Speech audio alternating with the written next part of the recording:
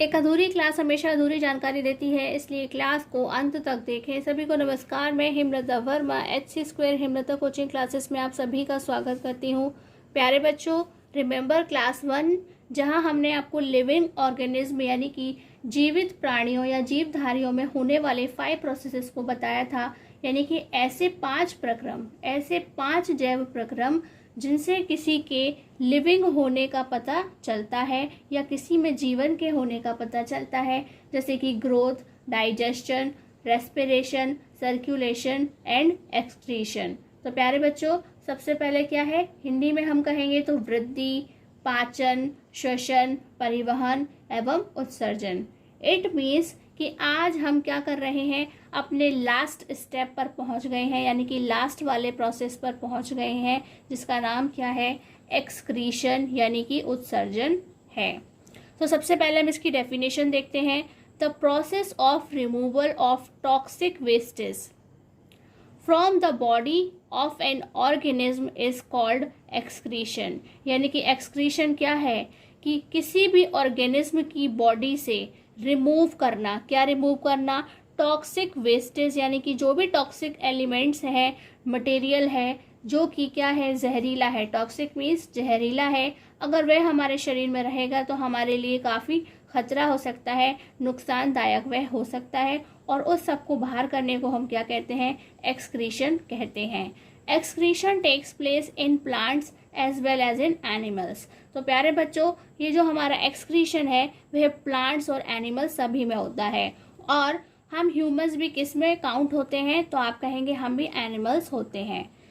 किसी जीव के शरीर से विषैले अपशिष्टों को निकालने की प्रक्रिया को उत्सर्जन कहते हैं। तो उत्सर्जन क्या है, विषैले पदार्थ, विषैले अपशिष्ट यानी कि टॉक्सिक वेस्ट, उनको बाहर शरीर से निकालने की प्रक्रिया को हम क्या कहते हैं, उत्सर्जन कहते हैं। उत्सर्जन पौधों के साथ साथ जंतुओं में भी पाया जाता है। तो प्यारे बच्चों, जैसे हमारे अंदर क्या होता है, एक्सक्रीशन का काम होता है, उसी तरह से प्लांट्स में भी होता है। इसलिए अब हम प्लांट्स में एक्सक्रीशन किस तरीके से होता है, एनिमल्स में किस तरीके से होता है, उसे डिटेल में पढ़ेंगे। एक्सक्रीशन इन प्लांट्स यानी कि पौधों में उत्सर्जन। तो प्यारे बच्चों, प्लांट्स किस तरह से एक्सक्रीशन करते हैं, हम उसे 5 स्टेप्स पे समझेंगे। The gaseous waste of plants, यानी कि जो प्लांट्स के अंदर क्या निकल रही हैं, गैसेस निकल रही हैं, वह क्या है, गैसियस वेस्ट ऑफ प्लांट्स है। प्यारे बच्चों, तो प्लांट्स कैसे होते हैं, दिन में फोटोसिंथेसिस का काम करते हैं, यानी कि उनमें प्रकाश संश्लेषण होता है, तो वह क्या बनाते हैं, ऑक्सीजन एक वेस्ट मटेरियल की तरह वहां पर निकलता है। और जब रात में फोटोसिंथेसिस नहीं होता है, एट नाइट वहाँ पर फोटोसिंथेसिस नहीं होता है, तो हम प्लांट्स जो है, हम एनिमल्स की तरह बिहेव करते हैं, हम ह्यूमंस की तरह बिहेव करते हैं, और वहाँ पे भी क्या होता है, वेस्ट मटेरियल की तरह CO2 गैस यानी कि कार्बन डाइऑक्साइड गैस निकलती है।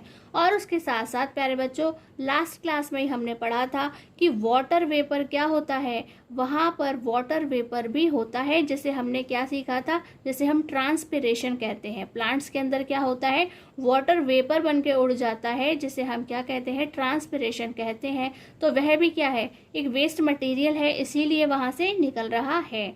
तो the gaseous waste of plants are removed through the stomata in leaves. तो प्यारे बच्चों, लीव्स के अंदर जो स्टोमेटा होते हैं, यानी छोटे छोटे से टाइनी से पोर्स होते हैं, उनसे हमारा सारा गैसियस वेस्ट निकलता है। And lenticels in stems are and released to air. और प्यारे बच्चों, इसी तरह से लेंटिसिल्स यानी कि क्या है, स्टेम के अंदर के वो छोटे छोटे से होल्स, जिनसे क्या हो रही है, एयर रिलीज होती है। तो प्लांट्स के अंदर आप देख सकते हैं कि अगर लीव्स में से होगा तो स्टोमेटा में से होता है, और अगर हम बात करते हैं कि वह स्टेम में हो रहा है तो कहाँ से हो रहा है, लेंटिसिल्स से हो रहा है, यानी कि वहाँ पे जो छोटे छोटे होल्स होते हैं उनमें से वह होता है। हिंदी में हम कहेंगे कि पौधों के गैसीय अपशिष्ट यानी कि जो गैस के रूप में है। तो कार्बन डाइऑक्साइड कब निकल रही है, जब रात में फोटोसिंथेसिस यानी कि प्रकाश संश्लेषण की अभिक्रिया नहीं होती है तो कार्बन डाइऑक्साइड निकलती है, और जब दिन में प्रकाश संश्लेषण होता है तो वहाँ पे क्या निकलती है, O2 यानी कि ऑक्सीजन गैस निकलती है। और प्यारे बच्चों, जो जल वाष्प है, जब जल भाप बन के उड़ रहा है तो वह भी क्या होता है, गैसीय पदार्थ की तरह होता है। तो एक तो सभी क्या है, ये सभी क्या हो गए, अपशिष्ट, ये बाहर निकल रहे हैं वेस्ट मटेरियल की तरह, यानी कि प्लांट को इनकी ज़रूरत नहीं होती है। पौधों के गैसीय अपशिष्ट को पत्तियों में रंध्र, तो प्यारे बच्चों स्टोमेटा को हम हिंदी में स्टोमेटा और रंध्र दोनों ही कहते हैं, और तनों में वातरंध्र, वातरंध्र यानी कि लेंटिसेल्स, क्या है, लेंटिसेल्स के माध्यम से हटा दिया जाता है। तो प्यारे बच्चों आपको अच्छे से याद रखना है कि प्लांट्स में भी क्या होता है, तो आप कहेंगे कि वहाँ पर भी एक्सक्रीशन का काम होता है, और किस तरह से हो रहा है कि लीव्स भी कर रही हैं और हमारे स्टेम्स भी कर रहे हैं। लीव्स में स्टोमेटा की हेल्प से हो रहा है और स्टेम्स में लेंटिसेल्स की हेल्प से हो रहा है, यानी कि पत्तियों में रंध्र की सहायता से और तनों में वात रंध्र की सहायता से जितने भी अपशिष्ट पदार्थ वहां पर हैं वह निकल रहे हैं। The plants also store some of the waste products in their body, parts like leaves, barks and fruits। तो प्यारे बच्चों जो प्लांट है वहाँ पर जो हमारी लीव्स हैं, और हमने स्टेम के बारे में पढ़ा था, लेकिन और भी वेस्ट प्रोडक्ट्स हैं, और वह वेस्ट प्रोडक्ट्स कहाँ हैं, प्लांट की बॉडी के अंदर ही होते हैं। जैसे कि लीव्स पर होते हैं, बार्क यानी कि लकड़ी की जो छाल होती है, जो आपको लकड़ी जैसा वुडी पार्ट दिखाई देता है, उसको हम बार्क कहते हैं। एंड फ्रूट्स यानी कि प्लांट्स पे लगने वाले फ्रूट्स में भी क्या होता है, वेस्ट मटेरियल छुपा हुआ होता है। तो प्यारे बच्चों इसीलिए कहते हैं कि फ्रूट्स वेजिटेबल्स को हमेशा धोकर खाना चाहिए, ठीक है, उन्हें पहले वॉश करना चाहिए। लेकिन सारे लोग इतने ज़्यादा समझदार नहीं होते हैं, वह तो क्या करते हैं कि मार्केट में ही क्या करते हैं, उठाया और खाना स्टार्ट कर देते हैं, और समटाइम्स घर पे आने के बाद भी कुछ लोग उठाया और खाना स्टार्ट कर देते हैं। तो आपको याद रखना है कि उसके ऊपर क्या है, प्लांट का वेस्ट मटेरियल लगा हुआ हो सकता है, इसलिए आपको पहले उसे अच्छे से वॉश करना है और उसके बाद ही उसे खाना है। The plants get rid of these wastage by shedding of leaves. तो प्यारे बच्चों गेट रिड ऑफ मीन्स क्या होता है, छुटकारा दिलाना या छुटकारा पाना किसी चीज़ से, यानी कि ये जो वेस्ट मटेरियल है उससे किस तरीके से छुटकारा पाएंगे, by shedding of leaves. Shedding means क्या होता है, झड़ना, तो पत्तियों का झड़ जाना। तो ऐसी सारी पत्तियां जिनके ऊपर वेस्ट मटेरियल होता है वह क्या हो जाती हैं, झड़ जाती हैं। पीलिंग ऑफ बार्क, बार्क यानी कि जो छाल है लकड़ी की वह भी क्या हो जाती है, छिल जाती है। पील यानी कि छिलका उतारना, उसी तरह से वह भी ऊपर से उतर जाती है। एंड फेलिंग ऑफ फ्रूट्स, और फ्रूट्स का प्लांट से या ट्री से गिर जाना, ये सभी चीज़ें क्या बता रही हैं कि वहाँ से वेस्ट मटेरियल हट गया है, ठीक है। हम पत्तियाँ झड़ रही हैं, इट मीन्स कि वो खराब पत्तियाँ थी, उन पे वेस्ट मटेरियल था इसलिए वे झड़ गई हैं। और वहाँ पे पीलिंग ऑफ बार्क यानी कि जो छाल है छिल रही है वह क्या है, वेस्ट मटेरियल है। एंड फेलिंग ऑफ फ्रूट्स, और फ्रूट्स के गिर जाने से भी क्या हो रहा है, वेस्ट मटेरियल प्लांट या ट्री से हट जाता है। पौधे कुछ अपशिष्ट उत्पादों को अपने शरीर के अंगों जैसे पत्तियां, छाल और फलों में भी संग्रहित करते हैं। तो प्यारे बच्चों हिंदी मीडियम याद रखें कि जो हमारे पौधों के शरीर के अंग हैं, ठीक है, पार्ट्स ऑफ द बॉडी से मतलब यही है कि जो पौधों के अंग हैं जिन्हें हम क्या कह रहे हैं, पत्तियां, छाल और फल कह रहे हैं, वहाँ पर भी क्या होता है, संग्रहित यानी कि इकट्ठा हो जाता है। क्या, जो भी अपशिष्ट पदार्थ है जिन्हें शरीर के बाहर निकलना है वह इन सब चीज़ों के ऊपर लग जाते हैं। पौधे इन अपशिष्टों को पत्तियों के झड़ने, ठीक है, पत्तियों के झड़ने यानी कि टूट के गिरने, छाल को छिलने, और छाल भी छिलने लग जाती है, और फलों को गिराने से छुटकारा दिलाते हैं। तो प्यारे बच्चों कभी फल अपने आप गिर जाते हैं और कभी हम खुद ही फलों को तोड़ लेते हैं, दोनों ही अवस्थाओं में हमें इनसे छुटकारा मिल जाता है। और प्यारे बच्चों इसी के साथ आपको याद रखना है कि चाहे कुछ हो जाए आप बिना धोए फल नहीं खाएंगे, ठीक है। पहले आप उसे अच्छे से क्लीन करेंगे और उसके बाद ही आप फल खाएंगे, क्योंकि अगर आपने उसे वॉश नहीं किया तो एक तो वहाँ पे पेस्टिसाइड्स होते हैं, कीटनाशक होते हैं, वह भी आपके शरीर के अंदर चले जाएंगे, और उसके साथ साथ जो वेस्ट मटेरियल है वह भी आपके शरीर के अंदर चले जाएंगे। The plants store some of their waste products in old leaves which fall in autumn। तो प्यारे बच्चों, ये है तो ऊपर वाले का ही पार्ट, लेकिन स्पेशली हमने इसे लिखा है क्योंकि यहाँ पे ये बताया है कि जो प्लांट्स हैं वे कुछ प्लांट्स कैसे होते हैं कि अपने वेस्ट प्रोडक्ट को ओल्ड लीव्स पर छोड़ देते हैं, यानी कि जो पत्तियां बहुत पुरानी हो गई हैं उन्हीं पर छोड़ते हैं, जो कि क्या होता है, जो अब हमारा ऑटम सीजन आता है उसमें वह उन सभी पत्तियों को क्या कर देता है, गिरा देता है। क्या कर देता है कि सारे जो ऑटम सीजन के अंदर पत्तियां झड़ जाती हैं, जिन्हें हिंदी में हम क्या कहते हैं, पतझड़, यानी कि सारे पत्ते झड़ गए, उसे हम कहते हैं पतझड़। तो पतझड़ का सीजन यानी कि मौसम एक ऐसा समय होता है जहां पर पौधे कुछ अपशिष्ट पदार्थों को पुरानी पत्तियों में संग्रहित कर लेते हैं, यानी कि जो भी उनके पास वेस्ट मटेरियल था उन्होंने सिर्फ पुरानी पत्तियों पे ही संग्रहित किया, और वह क्या है, पतझड़ में गिर जाती हैं, या फिर कहेंगे पतझड़ में पौधे से झड़ जाती हैं। some plants like yam और जमीकंद, एक सब्जी है जिसका नाम आपने हिंदी में सुना होगा जिमीकंद, उसे ही इंग्लिश में क्या कहा जाता है, जमीकंद, या फिर उसे यम फ्रूट के नाम से जाना जाता है। ठीक है, और वह क्या है, एक टाइप का स्टेम होता है। क्या होता है, वह एक प्रकार का तना होता है। और इसके अलावा हम बात करते हैं कोलोकेशिया। कोलोकेशिया क्या है प्यारे बच्चों, ये कोलोकेशिया क्या है, यह अरबी है। क्या है, वही अरबी है जिसकी सब्जी आप घर में बना करके खाते हैं, और उसकी जो लीव्स होती है, तो ये दोनों ही कैसे हैं, इनके पास्ट में वेस्ट मटेरियल होता है। क्या होता है, वेस्ट मटेरियल होता है। तो ये दो ऐसे प्लांट्स हैं जिनके बारे में हमने आपको स्पेशली बता दिया है कि एक स्टेम जो क्या है, जमीकंद इंग्लिश में कहते हैं, हिंदी में हम इसे जिमीकंद बोलते हैं, और इंग्लिश में इसे यम फ्रूट के नाम से भी जानते हैं। और इसके अलावा हमारा क्या है, कोलोकेशिया है, जिसकी पत्तियों पर वेस्ट मटेरियल होता है। Get rid of wastage by secreting them in the form of gums and raisins। तो प्यारे बच्चों, वहाँ पे जो वेस्ट मटेरियल है किसकी फॉर्म में निकलता है, गम्स और रेजिन्स। तो वहाँ आपको कुछ चिपचिपे से पदार्थ दिख सकते हैं जिसे हम क्या कह रहे हैं, गम कह रहे हैं और रेजिन कह रहे हैं। यानी कि जो रेजिन है वो एक टाइप को ऐसे आपको ऐसे लगेगा कि कोई लार जैसी कोई चीज़ है, सलाइवा जैसा कुछ निकल रहा है, और गम्स आपको एक चिपचिपे पदार्थ जैसा ही लगेगा, जैसे कि ग्लू होता है उस टाइप का कुछ लगेगा। तो प्लांट का जो और वेस्ट मटेरियल निकालने का तरीका क्या है, तो आप कहेंगे गम्स और रेजिन्स है, और यहाँ पर यह आपको जमीकंद में और कोलोकेशिया में देखने को मिलता है।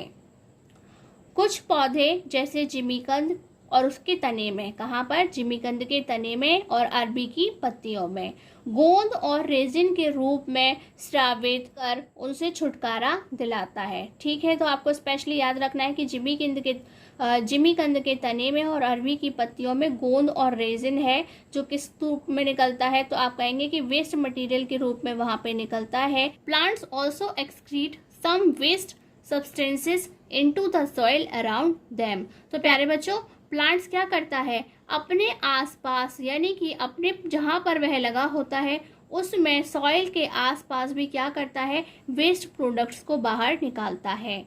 पौधे अपने आसपास की मिट्टी में भी कुछ अपशिष्ट पदार्थ उत्सर्जित करते हैं। तो ये भी आपको 5th पॉइंट याद रखना है, और ये 5th पॉइंट्स ही आपको बता रहे हैं कि जो प्लांट है वे किस किस तरह से और कहाँ कहाँ पर क्या क्या अलग अलग टाइप के वेस्ट मटेरियल्स बाहर निकालता है। तो प्यारे बच्चों, अब हमारा नेक्स्ट टॉपिक क्या है, एक्सक्रीशन इन एनिमल्स, यानी कि जंतुओं में उत्सर्जन। तो प्यारे बच्चों, यहाँ पर जो वेस्ट मटेरियल है वह 2 टाइप का वेस्ट मटेरियल देखने को मिलता है। There are 2 types of waste in animals. तो एनिमल्स में आपको 2 टाइप्स का वेस्ट मटेरियल बाहर निकलता हुआ दिखाई देगा। फर्स्ट है नाइट्रोजेनस वेस्ट। क्या है, फर्स्ट हम कहेंगे नाइट्रोजेनस वेस्ट, और सेकंड है हमारा ऑर्गेनिक वेस्ट। तो प्यारे बच्चों, नाइट्रोजेनस कौन सा होगा, जो नाइट्रोजन से बना हुआ है। ऑर्गेनिक कौन सा होगा, जो कार्बन से बना हुआ है। क्या है, कार्बन से बना हुआ है, लाइक क्या कहेंगे, CO2 गैस। ठीक है, और जो नाइट्रोजन का है, इसे अब हम पहले डिटेल में समझेंगे कि नाइट्रोजेनस वेस्ट क्या होते हैं और ऑर्गेनिक वेस्ट क्या होते हैं। तो प्यारे बच्चों, पहले हम हिंदी में देख लेते हैं कि जंतुओं में 2 प्रकार के अपशिष्ट पाए जाते हैं। पहला है नाइट्रोजन युक्त और दूसरा है कार्बनिक अपशिष्ट कैसा है कि पहला नाइट्रोजन से बना हुआ है और दूसरा कार्बन का बना हुआ अपशिष्ट होता है। और ये प्यारे बच्चों कि हम ह्यूमंस भी कैसे होते हैं, ऐसे ही होते हैं जिनमें नाइट्रोजन युक्त और कार्बनिक अपशिष्ट दोनों प्रकार के अपशिष्ट पाए जाते हैं। तो हम देखते हैं पहले कि nitrogenous waste includes urea, uric acid and ammonia. तो प्यारे बच्चों नाइट्रोजन से बने हुए वेस्ट कौन कौन से हैं, तो आपको नाम पता होने चाहिए, urea, uric acid and ammonia. Ammonia एक गैस है जो कि कैसी है, काफ़ी पॉइजनस होती है। सभी चीज़ें पॉइजनस होती हैं लेकिन ये गैसियस फॉर्म में होती है। कैसी होती है, ये गैस की फॉर्म में होती है। ऑर्गेनिक वेस्ट इंक्लूड्स CO2 और ऑर्गेनिक वेस्ट के अंदर क्या आता है, CO2 यानी कि कार्बन डाइऑक्साइड गैस आती है। The lungs are responsible for the removal of organic waste from the body, यानी कि हमारी बॉडी में से, किसी भी एनिमल की बॉडी में से जो वेस्ट मटेरियल है कौन सा है, जो CO2 वाला यानी कि ऑर्गेनिक वेस्ट है वह लंग्स बाहर कर देते हैं। यानी कि जब हम सांस छोड़ते हैं, इनहेलेशन एक्सेलेशन का काम करते हैं, तो वहां से CO2 जो है यानी कि जो हमारा ऑर्गेनिक वेस्ट है वह बाहर निकल जाता है। हिंदी में हम कहेंगे नाइट्रोजन युक्त अपशिष्ट के अंतर्गत यूरिया, यूरिक अम्ल तथा अमोनिया आते हैं। तो आपको एग्जाम में पूछा जाता है what are the nitrogenous waste, यानी कि नाइट्रोजन युक्त अपशिष्ट कौन कौन से होते हैं, तो आपको पता होना चाहिए यूरिया, यूरिक अम्ल और अमोनिया तीनों ही होते हैं। और अमोनिया क्या है, एक जहरीली गैस होती है, यानी कि ये गैस की फॉर्म में होती है। कार्बनिक अपशिष्ट के अंतर्गत कार्बन डाइऑक्साइड आती है। फेफड़े शरीर से कार्बनिक अपशिष्ट को बाहर निकालने के लिए जिम्मेदार होते हैं, यानी कि फेफड़े ही इस काम को कर देते हैं।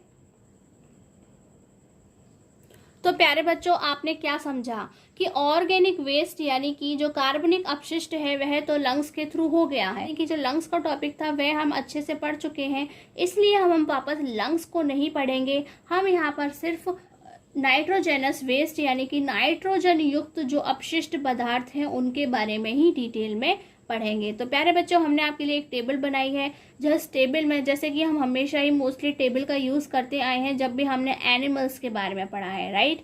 तो हम यहाँ पे फिर से एक एनिमल्स के लिए एक टेबल लेकर के आए हैं जहाँ आपको पता चल जाएगा कि कौन सा नाइट्रोजेनस वेस्ट यानी कि नाइट्रोजन युक्त अपशिष्ट वहाँ पर बन रहा है और कौन सा बॉडी पार्ट है किसके अंदर जो उसे बाहर कर रहा है, यानी कि कौन सा एक्सक्रीटरी ऑर्गन होता है। तो प्यारे बच्चों आप देख सकते हैं कि यह है हमारे जंतुओं के प्रकार यानी कि टाइप्स ऑफ एनिमल्स। ये है हमारा नाइट्रोजन युक्त अपशिष्ट यानी कि नाइट्रोजेनस वेस्ट, और ये है हमारे उत्सर्जन अंग यानी कि एक्सक्रीटरी ऑर्गन्स। तो प्यारे बच्चों अब आपको 1 बाय 1 यहाँ पे देखने को मिल जाएगा कि किस टाइप के एनिमल्स के अंदर कौन सा वेस्ट है और कौन सा ऑर्गन है जो उसे बाहर करने का काम करता है। तो सबसे पहले हम बात करते हैं अमीबा, ठीक है। अमीबा की ही बात सबसे पहले क्योंकि यह क्या है, सिंगल सेल्ड है, एक कोशिकीय है, सिर्फ एक ही सेल का बना हुआ है। वहाँ पे क्या निकलती है, तो प्यारे बच्चों आप कहेंगे वहाँ पे अमोनिया निकलती है। क्या निकलती है, वहाँ पर अमोनिया गैस निकलती है। और प्यारे बच्चों जैसे कि आप जानते हैं कि अमीबा के पास क्या है, बस ये सिर्फ एक सेल मेम्ब्रेन है, वह उसी से अपने सारे काम करता है डिफ्यूजन की सहायता से, यानी कि एक कोशिका झिल्ली है जिसमें वह विसरण की सहायता से सारी चीज़ों को अंदर लाना, बाहर करने का काम करता है। तो यहाँ पर भी सिर्फ क्या आएगा, सेल मेम्ब्रेन यानी कि कोशिका झिल्ली से वह सारे काम करता है। नेक्स्ट है हमारा केचुआ यानी कि अर्थवर्म, और यह क्या कर रहा है, तो यहाँ पर ये यूरिया और अमोनिया दोनों को ही बाहर निकालता है। क्या करता है, दोनों को ही बाहर करने का काम करता है, एक्सक्रीट करता है। तो आप इसे अच्छे से याद रखें। और यह किस तरीके से, तो आप कहेंगे नम त्वचा यानी कि जो इसकी मॉइस्ट स्किन है यह उससे भी बाहर करता है। और इसके अलावा इनमें क्या पाए जाते हैं, नेफ्रीडिया पाया जाता है। क्या पाया जाता है, नेफ्रीडिया इनका एक ऑर्गन होता है जिससे है क्या करते हैं, इनको बाहर निकालने का काम करते हैं। और प्यारे बच्चों नेक्स्ट क्या है, स्थलीय जीव यानी कि टेरेस्ट्रियल, जो भी क्या है लैंड पर रहते हैं, ज़मीन पर रहते हैं, वह क्या निकालते हैं, यूरिया निकालते हैं। क्या निकालते हैं, यूरिया निकालते हैं। जैसे कि हम बात कर सकते हैं फॉर एग्जाम्पल काऊ, जो गाय है वह क्या निकालती है, urea as a waste material निकालती है। और उसके पास कौन सा बॉडी पार्ट है, तो आप कहेंगे वृक। वृक यानी कि किडनी। क्या है उसके पास में, किडनी है, ठीक है। और नेक्स्ट है बर्ड्स। बर्ड्स यानी कि पक्षी। पक्षी क्या निकालते हैं प्यारे बच्चों, यूरिक अम्ल यानी कि यूरिक एसिड वह क्या करते हैं, एक्सक्रीट करते हैं, बाहर निकालते हैं। और उनके पास कौन सा बॉडी पार्ट है, तो आप कहेंगे उनके पास भी क्या होती है, वृक होती है यानी कि किडनी होती है। नेक्स्ट है हमारे सरीसृप यानी कि रेप्टाइल्स। तो प्यारे बच्चों जो हमारे सरीसृप होते हैं वह यूरिक अम्ल और अमोनिया दोनों निकालते हैं, यानी कि यूरिक एसिड और अमोनिया दोनों निकालते हैं। तो प्यारे बच्चों हम इसे थोड़ा सा डिवाइड करके आपको बता देते हैं कि मोस्टली जो रेप्टाइल्स या सरीसृप होते हैं वह क्या निकालते हैं, यूरिक अम्ल या यूरिक एसिड निकालते हैं। लेकिन जैसे कि आप जानते हैं मगरमच्छ क्या होता है, थोड़ा अलग होता है, क्रोकोडाइल। तो जो क्रोकोडाइल फैमिली के जितने भी मेंबर्स हैं, जैसे कि एलिगेटर है, क्रोकोडाइल से मिलते जुलते हैं, वह क्या निकालते हैं, अमोनिया निकालते हैं। क्या निकालते हैं, अमोनिया निकालते हैं, क्योंकि वह पानी में रहते हैं। तो देखा होगा आपने कि मगरमच्छ मोस्टली पानी के अंदर रहते हैं। और इनके पास कौन सा बॉडी पार्ट है, तो आप कहेंगे इनके पास भी वृक है, यानी कि इनके पास में किडनी होती है। नेक्स्ट हम देखते हैं उभयचर। उभयचर यानी कि एम्फीबियंस, वह वाले एनिमल्स जो वाटर और लैंड दोनों पर रहते हैं। कहाँ रहते हैं, जो वाटर और लैंड दोनों पर रहते हैं वे उभयचर होते हैं। और वह क्या निकालते हैं, as a waste material urea निकालते हैं। क्या निकालते हैं, यूरिया निकालते हैं। और उनके पास कौन सा बॉडी पार्ट है, तो आप कहेंगे वृक, यानी कि उनके पास भी किडनी होती है। नेक्स्ट क्या है, तो आप कहेंगे स्तनधारी यानी कि मैमल्स, जिनमें हम ह्यूमंस काउंट होते हैं, वह क्या निकालते हैं, वह यूरिया निकालते हैं। क्या निकालते हैं, यूरिया निकालते हैं। और उनके पास कौन सा बॉडी पार्ट है, तो आप कहेंगे वृक है, यानी कि उनके पास भी किडनी होती है।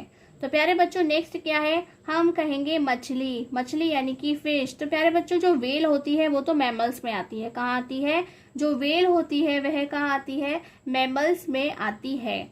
और प्यारे बच्चों ये जो हमारी मछली है वहाँ भी इन्हें 2 पार्ट्स में डिवाइड करके लिखा गया है कि यानी कि कुछ के अंदर यूरिया और कुछ के अंदर अमोनिया निकलता है।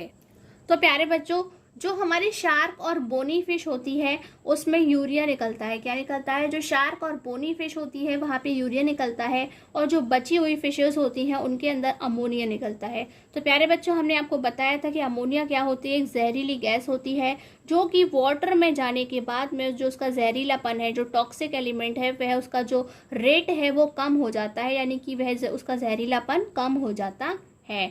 तो वहां पे जाके फिर ये पानी में अगर जाती है तो नुकसान इतना नहीं होता है। लेकिन अगर कोई लैंड पर होता, ठीक है, कोई मैमल्स होता या फिर कोई टेरेस्ट्रियल होता और वह अमोनिया को सिक्रेट करता, बाहर छोड़ता, तो क्या होता, हमारे यहाँ बहुत सारी जहरीली गैस फैल जाती और काफ़ी हमें नुकसान हो जाता। इसलिए यह कहाँ पर है, ये वाटर के अंदर होती है। इनके पास कौन सा बॉडी पार्ट है, तो आप कहेंगे इनके पास भी वृक यानी कि किडनी होती है।